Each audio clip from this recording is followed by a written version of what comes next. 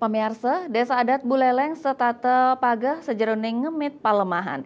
Sarang makata hangganing para krama Desa Adat Buleleng ngemargiang parikrama ngewadar dasaan liter hasil fermentasi limbah organik sane ketah kasengguh ekoenzim ring sepanjang telabah sane wenten ring wewidangan Singaraja.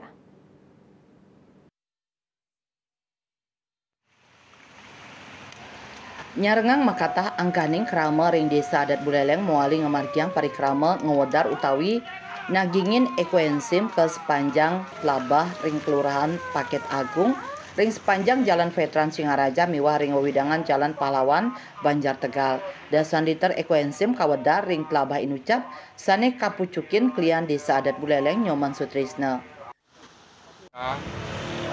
Selalu mempunyai suatu nilai kebaikan untuk alam, dan juga kami mempunyai cita-cita bagaimana konsep Trihita Karana di Desa Adat Buleleng juga bisa secara terus-menerus kita lakukan untuk alam ini dengan menuangkan ekoenzim.